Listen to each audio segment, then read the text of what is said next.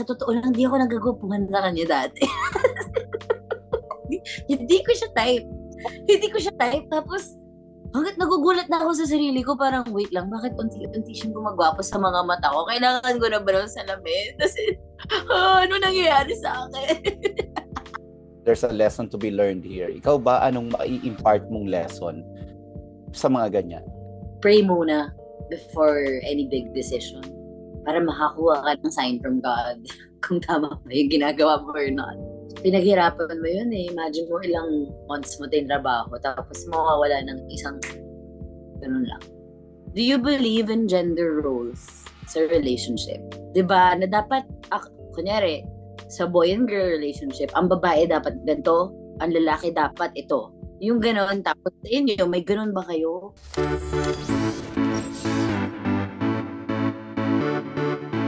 Micaela, grabe. So nice to see you again. Parang the right one pa tayo huli nagkita. True, medyo nagpahinga din ako eh. Micaela. Alam mo kay ate, sa handler ko lang yan naririnig, yung Micaela. Pag nagagalit na siya sa akin, Hindi, I don't call you naman Micaela all the time, di ba? Yung panglambing ko lang yun. Si Mikey ito, isa siya doon sa mga artista na kilala ko na pag nasimulang hindi kami nagchichismisan we talk about life and we talk about yung pinagdadaanan namin, ganon. And yung parang marami akong natututunan sa kanya. And I'm not saying this dahil kaibigan kita, pero sa totoo lang, you are one of the artista na kilala ko na may sense kausap. Wow, thank you, Kuya Nelson. Sweet naman, no? I try to be as honest as I can with every person I talk to. Kasi, what's the point of living life if you're not sharing real moments with people, di ba? Hindi, so, totoo lang din. At saka, yun nga yung gusto ko sa'yo. Hindi ka as a sweet girl pagkausap kita. You're just being you. Pero pag si Mikey kausap ko, parang she will just say what she feels about a certain topic. Thank you. Thank you na you noticed. I try, but alam mo, pansin ko din kay Nelson, pagpasok ko ng showbiz, from my normal life bago ako mag-artista, parang every year, pahirap ng pahirap maging ganun. Bakit mo nasabi yun? Parang mas natural lang dati. Ngayon, minsan, kailangan na ng effort. To be nice. Hindi naman to be nice. To genuinely show interest. Yun nga minsan, di ba, sa pagiging totoo mo, minsan, lumalabas din yung totoo na hindi ka interesado sa topic. Pag gano'n. Kaya magtago ng totoong reaction ko na, oo, yun. So, ngayon natututunan na akong kung mag-effort doon, yung pag hindi ka interesado, pero kailangan mo ipakita yung Dati kasi parang ang dami ko laging naiisip, tapos natutuloy-tuloy ko na yung conversation. Parang lately, meron lang ganong gaps. Pero, kaya pa naman, laban. Yeah, I guess my point is, mahirap din pag masyado kang totoo sometimes. Mahirap din siya. Mahirap din to be, paano ko ba sasabihin ng hindi, yung katulad na sinabi mo, to be interested, at saka yung to be honest to your feelings, kasi baka maka-offend ka. Tama. Yung pag-iingat na yun, dun ako hirap. Kasi lumalabas lagi kung ano yung nasa utak ko eh. Dun ako hirap. Ang term nga ni Paul sa akin dun, daw akong tiyempo. Di ba si Paul kasi ma-PR? Magaling siya sa gano'n, sa tiyempuhan. Lalo na sa pagpapaalam sa magulang ko. Magaling siya doon. Sobra. Ako yung medyo kailangan pang matuto at practice doon. Kailangan ba? Sa tingin mo, kailangan pa ba? Hindi ba kasi mahirap talaga to be nice? Kasi parating sinasabi ng husband ko sa akin, if it was a question of being honest and being kind, be kind. So, because talaga sometimes it's so hard to be kind. So it's so not to be nice. I think the important thing is you're trying. Yun. Mikey, alam mo, okay, ito, matagal ko nang gustong itanong sa ito. Sorry if I would digress a little bit. I think you filed an estafa case, no? Mm, Syndicated estafa case dun sa isang crypto group. mm. Tell me more about this. Remember when Paul and I went to Europe? Mm. Parang, I think that was end of 2021 or 2022. Not sure which year, but by then, all I can remember is nakapag-invest na din ako ng amount. Tapos first time ko mag-pull out ng money na ininvest ko. So yung deal namin na yun was like monthly compounding 5% yung kikitain dun sa kung magkano yung amount na i-invest mo. Kasi depende naman sa'yo, di ba? Mm. Tapos, na-pull out ko, mabilis. Dumating sa akin yung money. Okay. So, it was a good deal. Parang, yun nga, if we count it all, yung good experience with the company was around 3 to 4 years. Until itong pinakahuling big chunk of investment namin, tinakbo na niya. Biglang Mm. naging MI. Di na nagre-reply. And then, later on, a few months later, we found out lahat pala ng mga projections ng crypto na sinesend niya sa amin pag nagpe-present siya was curated and Photoshop. Wow. So, Yun. Tapos, so ganun isipin mo kayo yun, doon kayo nakakatato. naengganyo, doon sa ganun. Oo, nainganyo din kasi parang yung nangyari, naalagaan kami ng ilang taon. Naalagaan yung relationship. Tapos Nag-gain na kung yung kailan, trust ninyo. oo, kung kailan buo na yung trust mo, kaya nagbigay ka ng bigger amount, dun niya pala itatakbo. Yung pala tactic niya. Mag-aalaga siya ng mga bago ng ilang taon. Tapos, ay, yun, pinakahuli. Pilipino to. Pilipino itong Yeah. And you know what's surprising ko yun, Nelson? Mga 22, 23-year-old, mga bata. Grabe. Mga Grabe. college students, actually. Grabe, no? So, Grabe talaga. woo, Nagugulat ako. Parang magkautang lang ako ng 1,000 sa ibang tao. Nangangati na akong bayaran agad. Kasi ayoko yung feeling ng may hangin utang. Tapos, yung ganito kalaking pera, kaya nilang takbuhin. Parang, how can you do it? How can you sleep at night? How can you eat food? How can you process life? would you care to tell me kung around how much itong na-invest mo? Ako, personally, kasi yung amount na nirelease namin, all together na kami doon.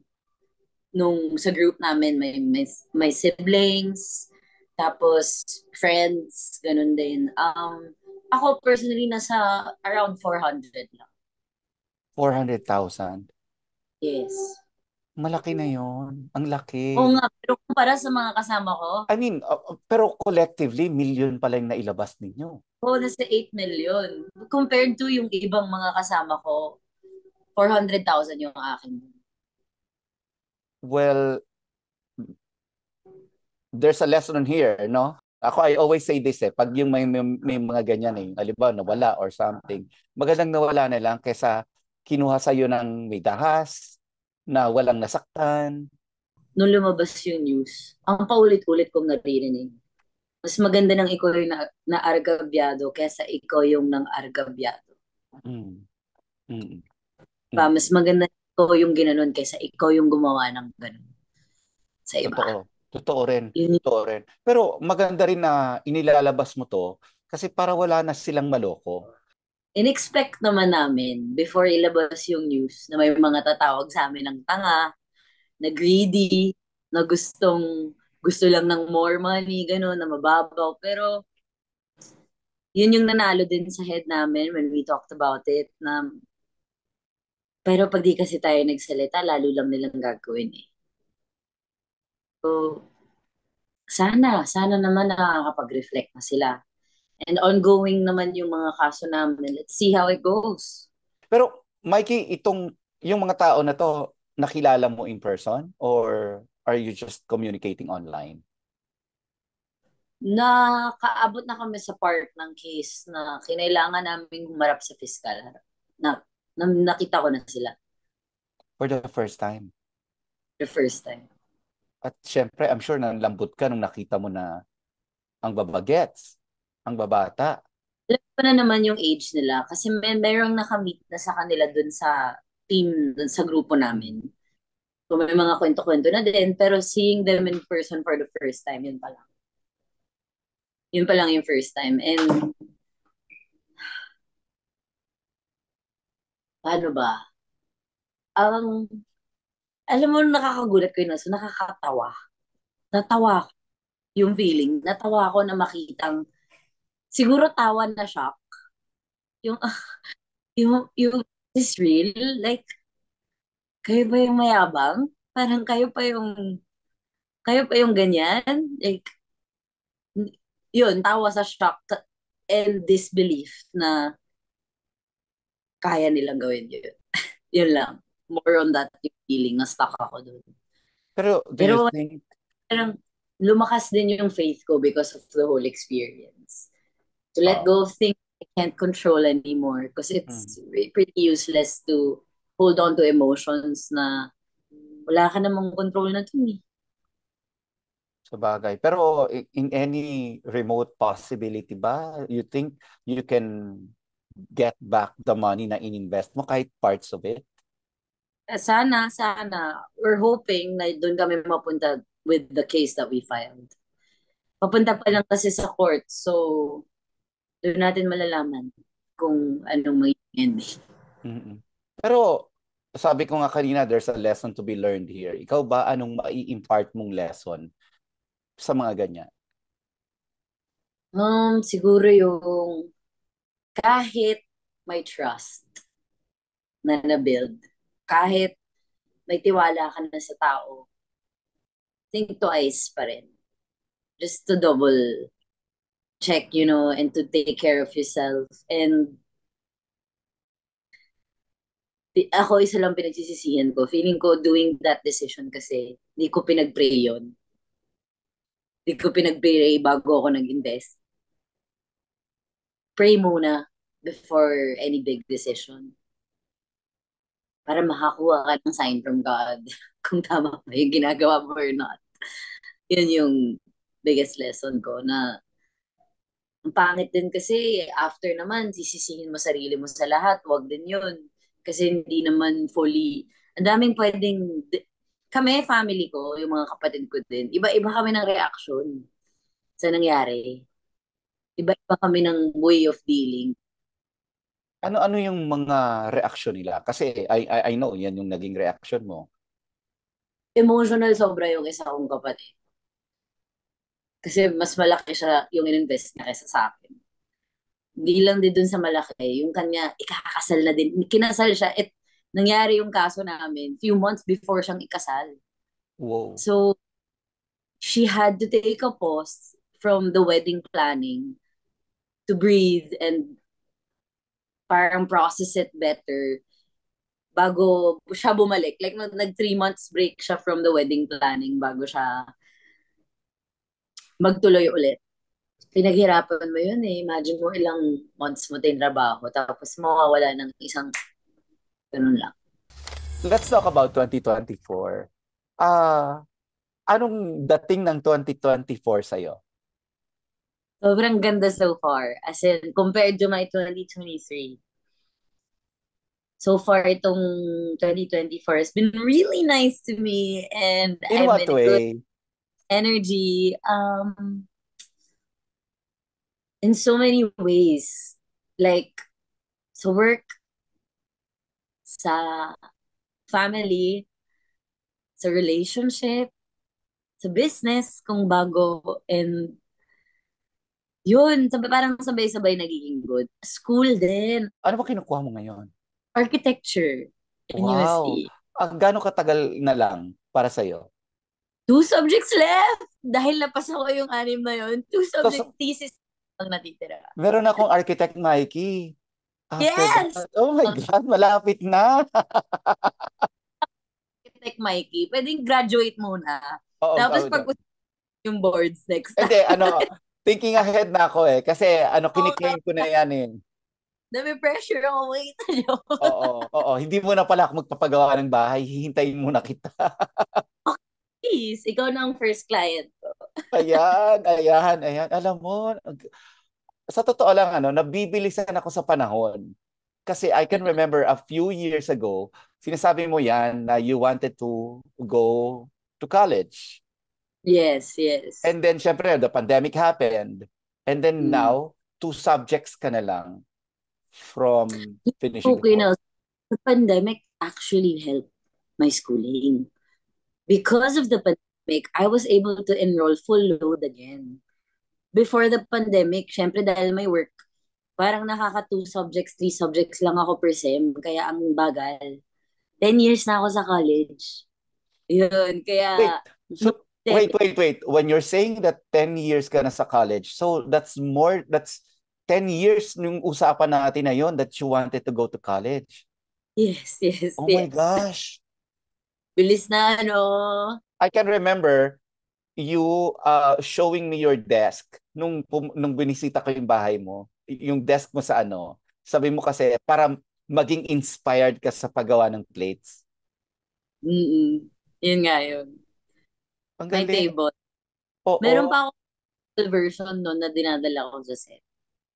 Parang board lang siya na hawakan. May kwento nga yun. Kaya Nelson, may time nung Encantadia. Load pa ako nung Enca. Tapos, di ba ang tracing paper, pag nabasa ng konti, kumukulubot siyang ganun. Kasi manipis lang ang tracing paper eh. Para makita mo nga yung nasa ilalim. So, the next day after taping, may pasahan kami ng plates. So, I was drawing my floor plans, pagtenga, ganyan. Tapos we did a fight scene. Our set was in a forest. So, talagang nasa gitna kami ng forest. Tapos, we had to cut the scene because nag-start umulan. So, balik muna sa tent, lahat. Pagbalik ko ng tent ko yun, Nelson, yung nag-iisang botas ng tent, diretso dun sa mga tracing paper ko. As in, iyak ako. Tapos, okay, pause, process. Send akong picture sa prof ko ngayon. Sir, nabasa yung plates ko. Ganyan. Nasa set ako. Nakita naman niya. Binigyan niya ako ng 3 days extension sa pasahan. Para ulitin lahat. Pero Inulit. Ni-rush mo yun lahat. Naka-design na naman eh. I-trace mo na lang ulit sa mga bagong papel. So, ginawa ko siya ulit ng 3 araw. Basically, in-extend niya yung pasahan ko. Nakita niya naman, kumulubot talaga yung mga papel. Pero grabe yun. Doon ako natuto yung board ko na dinadala. Nag-tape na ako ng plastic sa isang side. Tapos, kino-cover ko na siya ng plastic. Para kahit tapo naman ng tubig, safe ang mga papel ko. Mm-mm. Pero kasi maganda nito, yung dedication na ipinakita mo talaga, yun talaga ang unparalleled. Kasi pwede ka naman magsabi na, pwede naman akong wag munang mag-aral kasi may trabaho naman ako di ba? Like nagtitaping naman. Sino nagsabing pwedeng-pwede pag, ay nako, naging magulang mo yung magulang ko, Kuya Nelson. Pwede yun. So talagang pinupush ka talaga. Yun ang deal namin. Bago ako mag-artista, ayaw akong payagan ni Daddy sa Encantadia.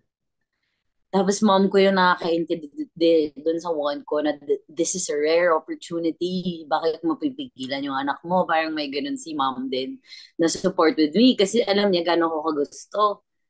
Tapos pumayag si dad. Pero sabi niya, pero hindi ka titigil mag-aral. Tapusin mo yan. Yun yung deal. Yun yung deal. Sino ba si Mikey Quintos noong 2016 at sino si Mikey Quintos ngayong 2024? The Mikey 2016, I remember. And I know, was an innocent, curious sponge. Yun yung 2016. Really just absorbing everything around her and learning, growing, immature pa talaga. Ang importante lang sa akin nung time na yun was to have fun with the opportunities that are laid in front of me.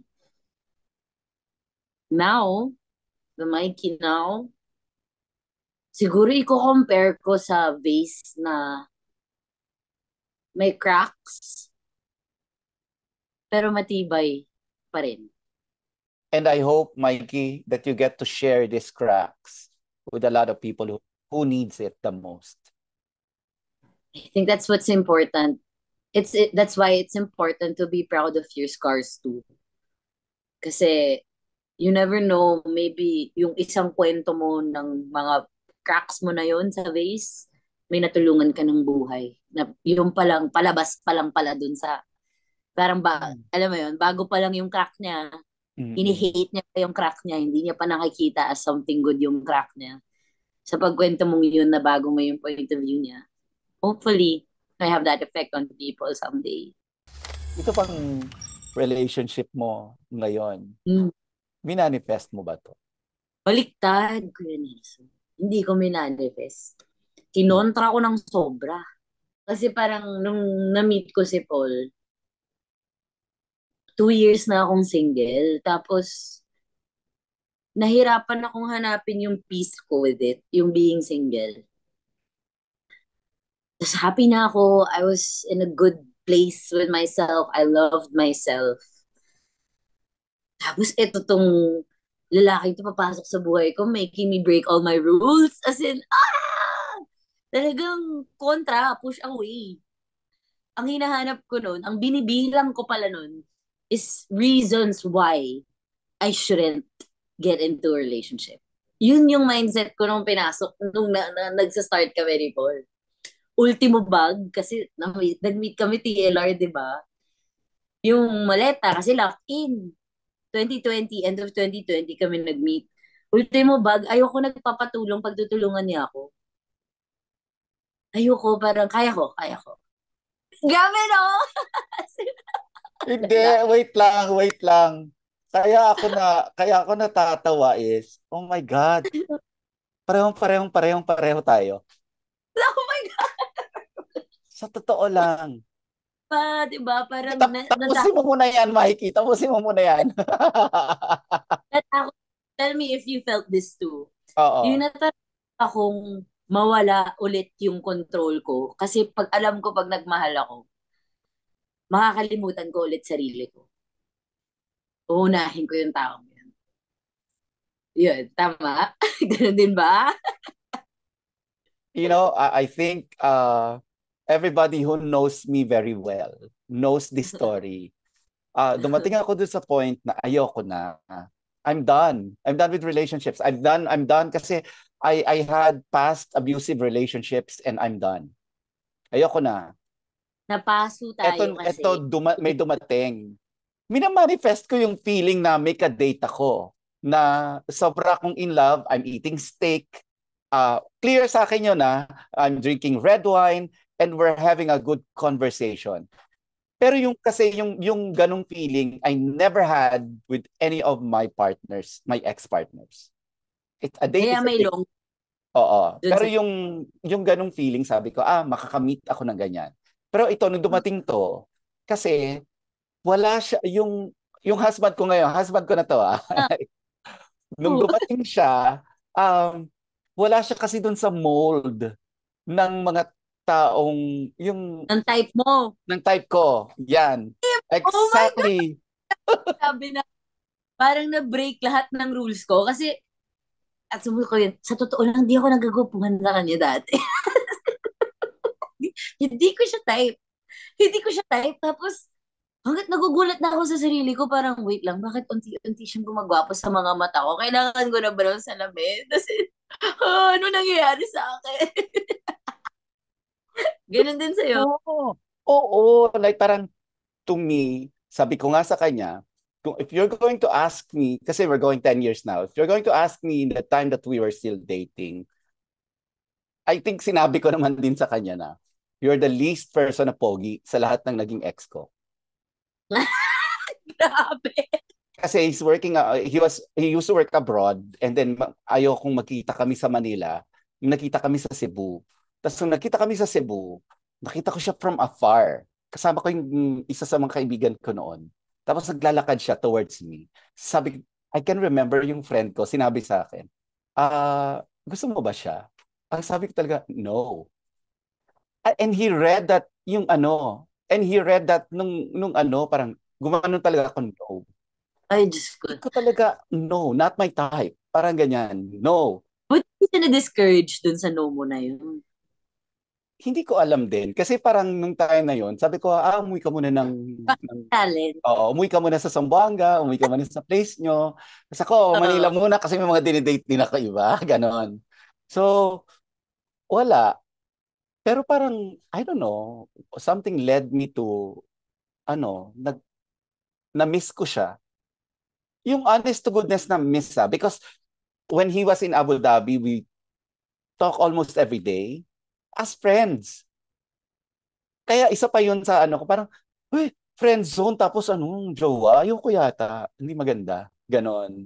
Tapos biglang yun, tapos ewan ko.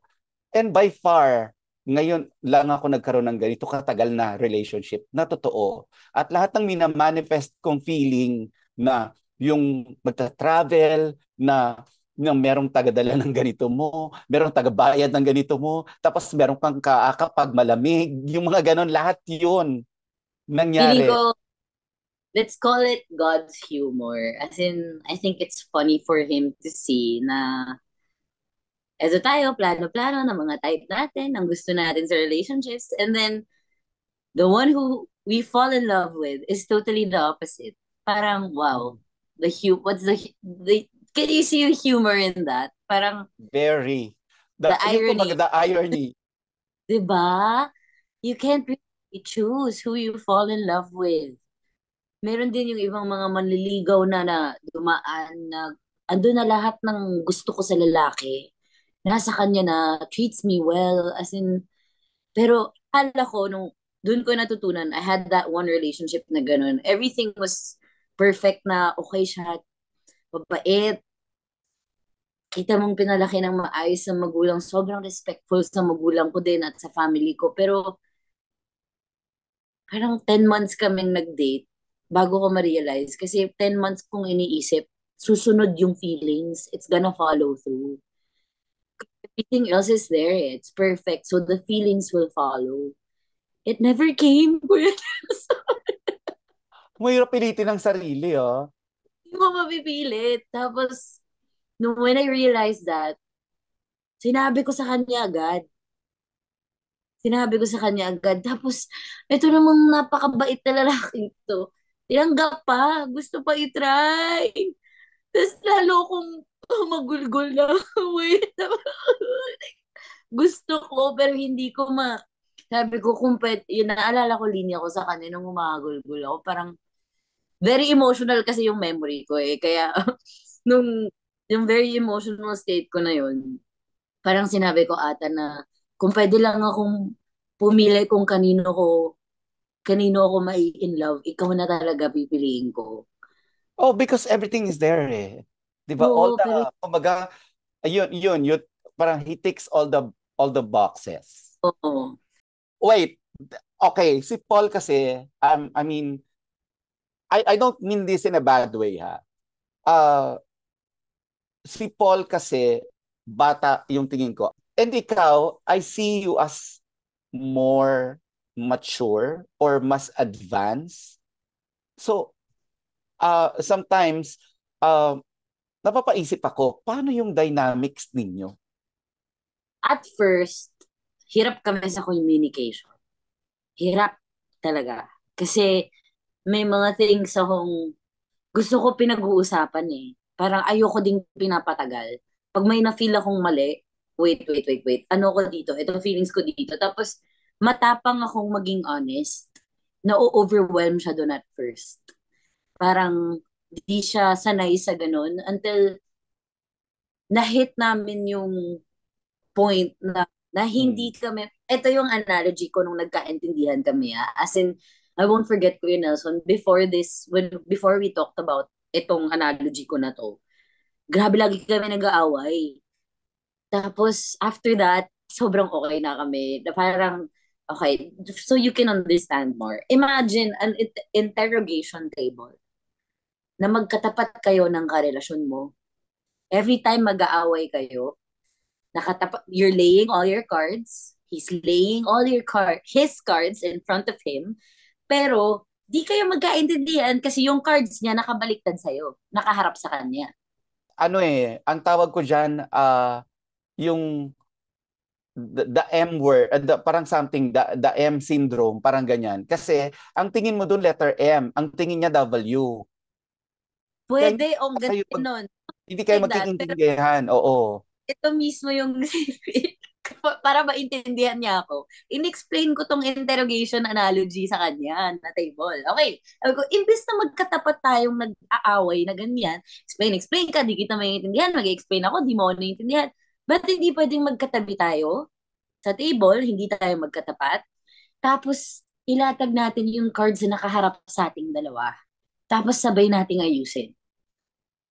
Yun. Ganon Maganda natin harap. yun. Maganda yun, Tapos, ha? diba, dun ko inano, na parang, so ever since, nung na-adjust namin yun, now, until now, we see every argument or every disagreement as an opportunity to grow together.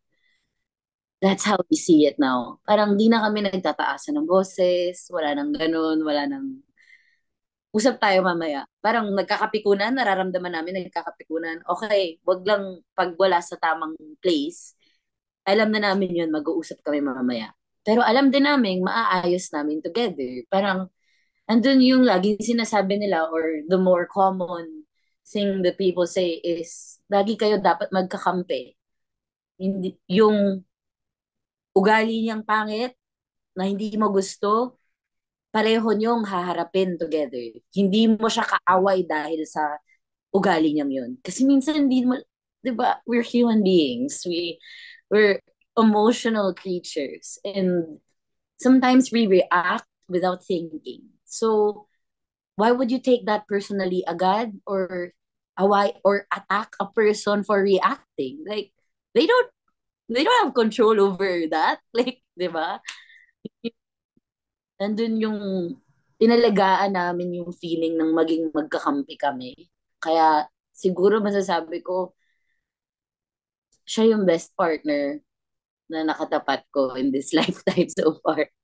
At siya na yung last, hopefully. Oo naman. Kasi, the way I see it, siguro kasi nga rin, tumatanda na rin si Paul. Parang nagmamature na siya sa yung hindi makikita mo sa dating pa lang sa alam mo sa pagbati pa lang niya sa iyo sa pagano nagmamature na siya. Hindi totoo lang kasi dati 'di ba parang alam mo bata pa to. Ngayon parang mamang-mama na. Grabe nga yung growth niya since I met him. Doon pa lang sa point nang na-meet ko siya, grabe na yung growth niya. And that's like, what, 3 years ago lang? Pero kung titignan ko ngayon, sobrang parang 8, 10 years yung tinanda niya dun sa maturity niya. Which is good, which is good. Sino ba mas selosa sa inyong dalawa? Hulaan mo, sino sa tingin mo kay Nelson? Off na natin to, si Paul. Oo, siya doon. Pero No, siya. bata pa lang yan, seloso na yan. Oo, talaga. Oo, Kita mo na. nakita ko na sa kanya yon. Yung parang, ganun pa lang parang, kuya, bakit si Bea lang yung kinakausap mo? Oh Mga my, ganun na yan. Oo, I don't know if he remembers or, kuya, bakit si Kurt lang yung may ganito? dun sa Starstruck. Oo. So, Oo. ako, nakita ko na yan personally. And, siguro, yun yung charm niya and yun din yung disadvantage. Mm, All wrapped in one. malayo na din yung growth niya doon sa pagiging seloso. And sa mga nakikinig sa atin ngayon na kailangan siguro ng advice from that, I guess what I can say is don't try to remove yung ugali ng pagiging seloso. Hindi yun yung solution. Ang solution is parang i-garden mo with more water yung trust. And then naturally mawawala yung pagiging seloso. Just take the trust. Susunod lang yun. Effect na lang siya. My gosh, kayo ni Paul, dalawa kayo dun sa, kumbaga para sa akin, hindi na talaga iba. That's why, when I learned about your relationship, sabi ko talaga, okay. Yeah? Approve si Kuya Approve Nelson. it Mm-mm. you. We were Alam mo, honestly going out and I was kind of scared how people would react. First showbiz relationship, first time kong nag-date ng artista. Yung pa sinabi ko sa sarili ko, yun, ayoko magkaroon ng relationship with an artista din.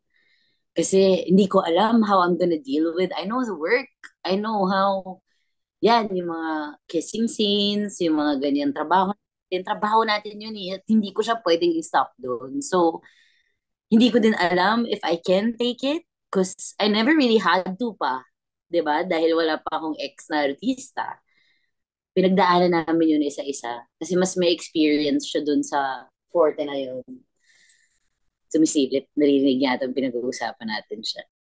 Okay, Nelson. Ay, huli. Hi, Pogi. Hindi ka namin pinag-uusapan. Hindi ka namin pinag-uusapan, wag ka mag-alala. Okay. Grabe mamang mama na si Paul. Pati yung structure ng mukha niya, no? Man, Ibang-iba na talaga. may bigote lang.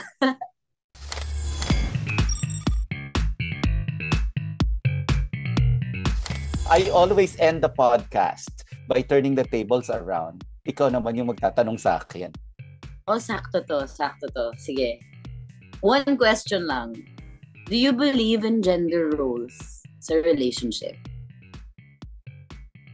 Na dapat, di ba, kunyari, sa boy and girl relationship, ang babae dapat ganito, ang lalaki dapat ito.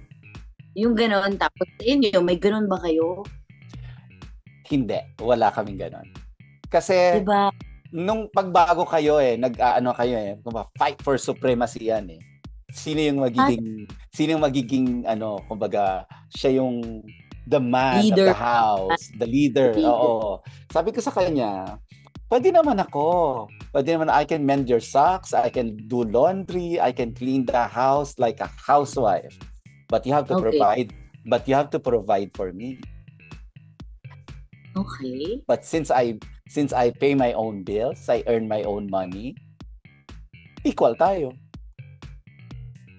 Diba? Mas masaya yung ganon. Oo. Ako, I believe too.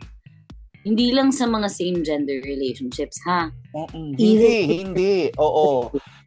Marami akong kilala na yung mga straight relationships na wala silang typical gender roles. Wala silang ganon. Na yung parang yung babae, kailangan siya yung nagluluto, or yung babae siya yung nag-aalaga ng mga bata, or yung lalaki siya lang yung nagtatrabaho, ganon. Wala silang ganon. In fact, karamihan ng kakilala kong almost equal sila eh. I mean, hindi naman siya talaga totoong equal kasi minsan 'di ba ikaw yung gagawa ng ganito, ikaw yung gagawa ng ganon. Ang sarap naman marinig and ma-confirm na even with same gender relationships, may mga ganun mag-isip. Oo. May mga ganun.